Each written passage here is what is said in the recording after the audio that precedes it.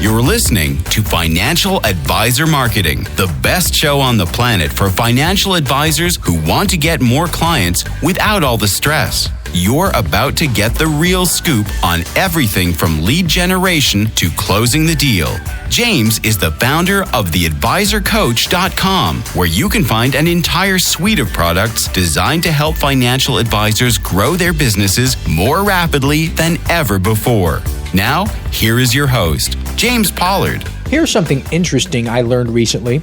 Did you know that Waffle House employees communicate, this is 100% true, I'm not making this up, they communicate with ketchup and mustard packets and the jelly packets.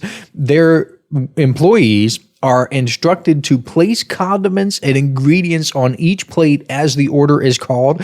The position and orientation of each item indicates what was ordered and how it should be prepared. This is real. You can look this up. So a jelly packet placed vertically at the bottom of a plate means the customer wants scrambled eggs. And the same packet, that same little jelly packet placed at the top of the plate means the eggs should be cooked sunny side up. And I could not stop cracking up when I learned this because there are legitimately so many combinations. I mean, you put the ketchup here and the jelly here, and if you put a little piece of bread on top here, it's just so many different things. I wrote a few down just so I could share with you on the podcast.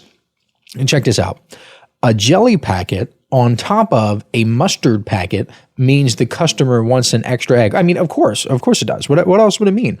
A jelly packet, turn horizontally now, not vertically. So turn horizontally and place near the top of the plate means the customer wants an omelet with ham. Yeah, I mean, totally. I could see that, right? No.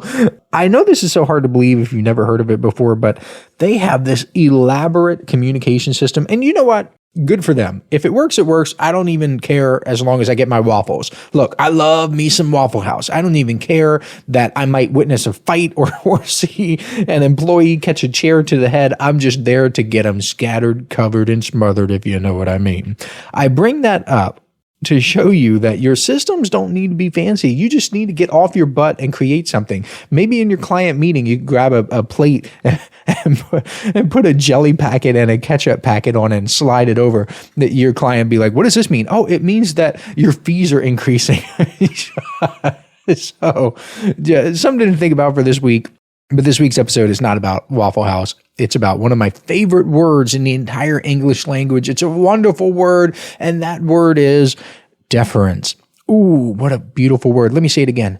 Deference. According to Wikipedia, it is the condition of submitting to the espoused legitimate influence of one superior or superiors. Deference implies a yielding or submitting to the judgment of a recognized superior out of respect or reverence. Ooh, such a beautiful definition. The word defer is usually said as delaying or postponing, like I'm deferring this project. We're going to wait on it. But it can also mean that you have your own judgment, but you're going to accept the demands or preferences of another person who is superior to you. So I defer to your judgment. I defer to what you're going to say. Deference is the most important contributors to what little success I've had in my life so far. For all of my good and bad qualities, one thing I absolutely excel at is deference. And if there's one thing I've gotten right in my life, it's the ability that I have to defer to people who know more than me and who are better at things than me. I recently caught a lot of flack for making fun of the financial advisors who make a few $100,000 per year and think they're hot stuff and they're just awesome and they don't want to listen to anyone. These are the people who believe they've got it all figured out. They don't need to learn anything else. They don't need to check out anything new. A few people just like that wrote me little nastygrams complaining about it because, well, that's how they fill their free time. They've got nothing else to do. They're not learning anything new. They're not learning any new skills. They're not reading. They're not taking programs or courses. They're not getting mentoring. They don't have anything to do. These people have a ton of free time. So, of course, they send me little messages talking about how offended they are because what else would they do? They have a whole bunch of time to complain, but no time to hire people to help them or to read books or to go through programs or do anything whatsoever to defer to one of their superiors. I am not naive.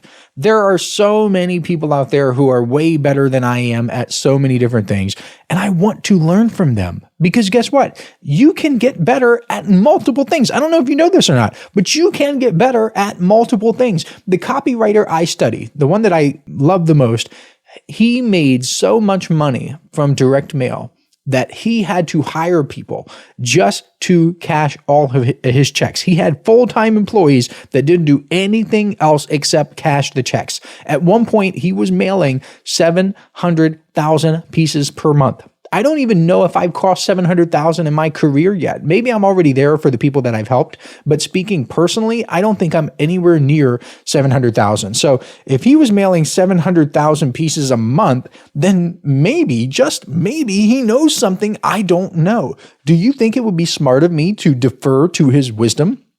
I'll give you another example. I have been interested in anti-aging for a while. One of the people that I've hired for help has done multiple anti-aging studies. He has peer-reviewed research, the whole 9 yards. He's even done stuff on his dog. He has this beagle. No, it's not a beagle. It's a basset hound. He has this basset hound, and maybe it is a beagle. I don't remember. It's a basset hound or a beagle. And he has basically been running little experiments on his dog, and his dog used to have eye trouble, and now he can see perfectly, and he used to walk around slowly, and now he's running around like a puppy. He does all of this stuff. He's also been experimenting on himself. He's been seeing great results. I, on the other hand, I haven't published a darn paper about anti-aging at all. I've never done it. No one in the world wakes up in the morning and says, gee, I wonder what James Pollard thinks about anti-aging. Literally, no one cares. No one cares about my opinion on the subject. He is a world-renowned leader, published author, all of that, been on talk shows, the news. Do you think I should defer to him? I've discovered something cool. I've discovered you can have an incredible life if you defer to people who are better than you and know more than you. The more you practice this skill, the better you get. When I bring up the fact that you can do multiple things, guess what? I can learn from the copywriter. I can become an awesome copywriter. I can learn from the anti-aging guy. I can become I'm already a better copywriter than he is, and I can use his anti-aging skills. And then I can go back to the copywriter and I can say, hey, look, I'm aging slower than you because I know more than you here. So you can learn from multiple sources. I believe you can learn from everyone. Let's say someone is a decamillionaire but has a terrible home life. You can learn the things that he or she did to make a bunch of money while ignoring the home stuff. You don't have to copy everything. Let's say someone's in incredible shape, but broke. You can try to pick up the things he or she did to get a great body while ignoring the money habits. Because if you can learn from the fit guy or gal, then you learn from the rich guy or gal, you can become rich and fit, right? This is not difficult stuff. Don't make it complicated. And if you don't believe me, I strongly urge you to listen to. See, here's the thing. When I say I urge you to listen to it, this means you're going to have to defer to something else. You're going to have to defer to me. So the people who are never going to listen to this advice probably can't be helped anyway, but I'm stupid and I make episodes like this and I just try to ram my head against the wall helping people who don't want to be helped, I guess, because I never learn, but I'll do my best. Listen to the book of Proverbs. There are so many verses in the book of Proverbs that support what I'm telling you here. So if you're not going to listen to me, at least listen to a book that's been around for thousands of years. The book starts off in the very first chapter. It wastes no time. It says, let the wise hear and increase in learning, increase in understanding. Hey, that should be enough. That should stop you right there. So listen up. But just in case you didn't get it, there are other verses. Proverbs 11:4 says, an abundance of counselors brings safety. How many counselors do you have? How many people do you have helping you in your life? How many people can you ask for help if you need it? Ordinary people. Sometimes they think it's really strange that I have so many mentors and take so many courses and read so many books. I subscribe to so many newsletters, but I'm simply trying to be safe. I'm a very fearful person. I fear all the time. I'm scared that all of this is going to go away and I'm going to have to start from scratch. And I'm scared that if I take a day off from my skills, that my skills are going to go into the gutter. I'm very scared all the time. Okay. I have no problem admitting that. When I've had private consultations with financial advisors, they pay me a bunch of money to do this stuff. I don't do that anymore. But when I did, they would ask me private personal questions. They would say, how do you stay on top of stuff? And I just tell them straight up, I'm terrified. I'm literally terrified all the time. Okay. I don't know what it is. And now it's not debilitating. I've harnessed it. It's kind of like the rider and the elephant. I'm riding the elephant and directing him. If you know what that reference is, you're an awesome person. But it's just one of those things that you constantly have to stay on top. So back to Proverbs about counselors. Okay, how many people do you have helping you? And what's kind of meta is I'm using Proverbs as a counselor in and of itself. So I go back to Proverbs all the time because I want that wisdom from Proverbs to help me be safe in my life. Proverbs 15:22 adds on this by saying that without counsel, let's say that you just don't do it at all, plans fail. But let's go back to the counselors thing. But with many advisors, it uses the word advisors this time, they succeed. I don't know if you caught that or not, but it explicitly says that without counsel, plans fail. I don't know about you, but wise counsel seems like a necessary ingredient of success. That's why I think the people who try to figure everything out themselves are foolish. And it's not just me saying that. The Bible, the book of Proverbs here, literally calls them fools. Listen up, financial advisors. This is something special I'm doing exclusively for people who listen to this podcast. If you subscribe to the Inner Circle newsletter over at theadvisorcoach.com/coaching, I will send you a collection of 7 copyright-free emails personally written by me that you can use right away to begin getting more clients. I call these my objection-busting emails because they're designed to overcome the biggest objections financial advisors face. All you have to do is send me an email letting me know you've subscribed, and I will reply back with a link where you can download them for free. I originally offered these in the May 2024 Inner Circle newsletter issue, and it was one of the most popular bonuses I've ever given away. Today, these 7 objection-busting copyright-free emails are only available to listeners of this podcast because I'm not mentioning them anywhere else. Go to theadvisorcoach.com/coaching to subscribe today. Now, back to the show. Now, before we go any further, I'm not saying that you should outsource all of your thinking. That is not what deference is. You should not become some robot that does whatever other people tell you to do. That's not what I'm saying at all. What I'm saying is you should consider the results other people have and ask yourself if the things you are doing are getting you closer to those results, assuming you want them. I recently joined a paid community led by the world's strongest man. This guy can squat 525 pounds for 24 reps. I can't even begin to tell you how insane that is. Do you know what that is? Like 525 pounds for 24 reps? 99.9% of the male population cannot squat 525 pounds for 1 rep, let alone 24. So if I want to get better at my squats, I should probably defer to this guy. I should show deference. He says something, I say, yes, sir, absolutely. I'm going to do it. I'm going to run the program as is. I'm not going to question you. I'm not going to second guess you. Whatever you tell me to do to achieve this goal, I'm going to do it because I practice deference. Imagine if I thought like some financial advisors out there. Sometimes I'll talk about something like the Inner Circle newsletter, which has success stories out the wazoo, or forget the Inner Circle for a bit. I'll talk about my own marketing results. I recently shared a screenshot online proving that I received more than 1,000 visitors to my website every single day. And a good chunk of that traffic is what's called direct traffic, which means someone types in my URL or clicks from something like a PDF. I had something like 10,000 direct visitors in a month. Oh, and by the way, this was also something called first source, which means this was the very first time people ever visited my website. So I had 10,000 brand new people who had never heard from me or of me ever before directly going to my website in a month.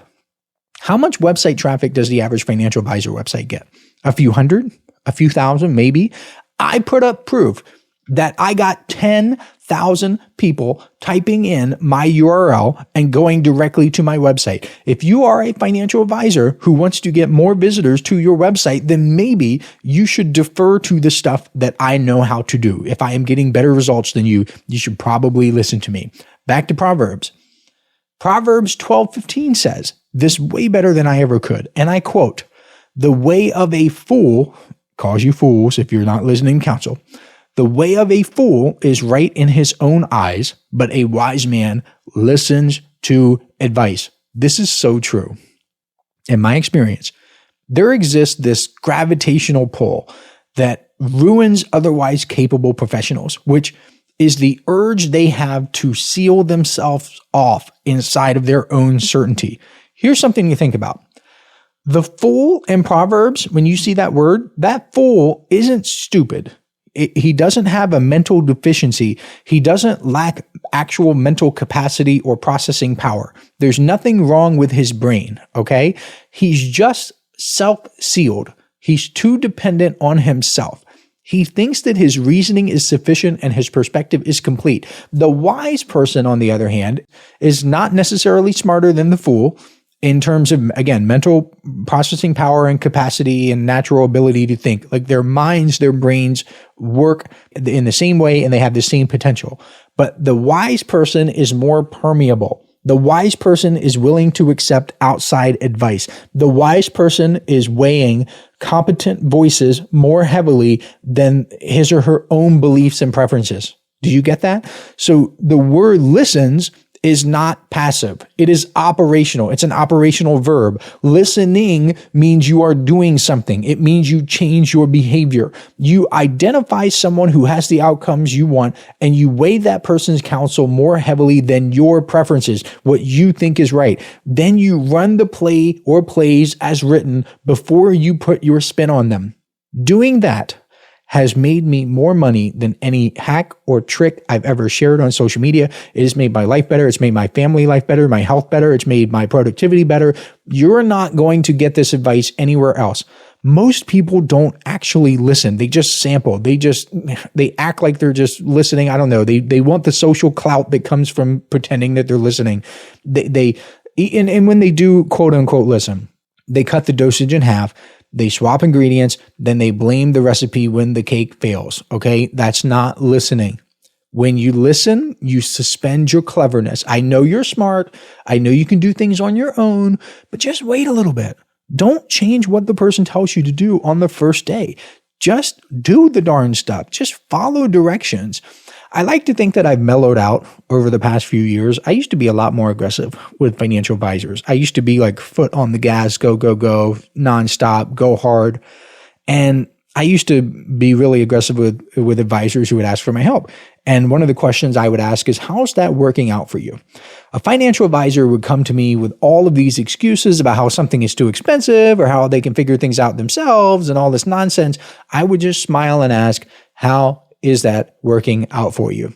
And at this point in my career, I rarely bother anymore. It's not that I don't care. It's just, well, it is. I don't care about helping the people who don't want to be helped. I realize that I don't want to spend precious time of my life trying to convince people that don't want to be convinced, because the truth is that somebody has to be the bottom 99%. It ain't going to be me. That's for sure. That is for sure. It ain't going to be me. But in order to have a top 1%, then there has to be a bottom 99%. So in a sense, I'm grateful for these people because they make it a little bit easier for me up here. But back when I asked that question, most of the time the answer was not great. And I saw this all the time when I would launch various programs. I have 20 something courses and trainings right now. I actually might have more than 30 at this point with all of the upsells and the order bumps and things. Sometimes advisors would purchase these programs and immediately start editing them. They would skip parts that feel awkward, or they would add steps that weren't even in there. They would swap things and move things around. And then they would wonder why they didn't get the results the programs were built to deliver. It's because they weren't actually doing the program. I think a good mindset to have is you need to earn the right to customize. You should follow something or someone as instructed for at least a little bit of time. Don't make any changes. Don't do anything at all except run the stuff exactly as described. And then look at the data, because you're going to win either way. Here's why. If it underperforms, awesome. You have a baseline. You can improve. You can make it better. And you'll have even more confidence in yourself, because the stuff that, if it works, if you are the genius and you make everything work, then that's awesome. Imagine what that does to your self-confidence. But if it overperforms or performs as described or whatever, then you get the results that you thought you were going to get. But if you Frankenstein it from the jump, you'll never know it actually works. Let me give you a simple example. An advisor refused to send a daily email, actually multiple at this point. I mean, a lot. They just complain. They like to complain. Oh, daily's too much. My clients already get too many emails. People already get too many emails. I don't want to do that. Cool. How's that working out for you? Meanwhile, advisors who send the exact same format that I recommend every single day with an autoresponder sequence, they get replies and referrals and booked appointments, not because they're marketing savants, but because they executed the boring thing consistently. They just listened. Ego loves to be complex. Results love simplicity. So something to think about there too. I'll share one more thing with you. This is a strategy I've been fleshing out. I don't have this completely thought out yet. This is going to be my thing. So you heard it here first. I have Googled this. I couldn't find it anywhere. Nobody else in the world has named this strategy. I am sure that after I talk about it here, some financial advisor, marketing coaches, consultants, gurus, and lead gen experts are going to start talking about it like they invented it. But this podcast is time-stamped. So I'll have proof. I'll basically be able to say, hey, look at the date on this podcast. When did you start talking about it? So I am calling it the become or befriend strategy. Here's how it goes. Let's say there's a skill you want to develop. I'll assume you want to be a top 1% person with that skill. It doesn't matter what it is. It could be speaking or writing or running or cooking. Let's say it's speaking.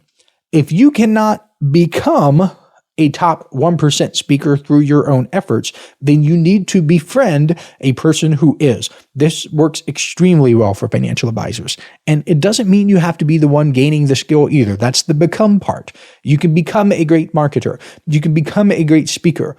And of course, if you want to gain the skills, then you should try to gain the skills, but you can't be all things to all people. You can't be number one at everything. If you can't become a top 1% Medicare expert, you need to befriend the best Medicare broker in your region. If you can't become a top 1% tax strategist, then you need to befriend a rockstar CPA. And if you can't become a top 1% storyteller, then you need to befriend. Yes, the become or befriend strategy. You need to befriend someone who tells stories in your market. Something to consider, okay? I'm still fleshing it out, like I said, and I'll talk about it in future podcast episodes. But for now, that's all I have for you. If you want to learn more about how I can help you build your business and get clients, visit theadvisorcoach.com. That's the website. Don't wear it out. And with that said, I will catch you next week. This is thepodcastfactory.com.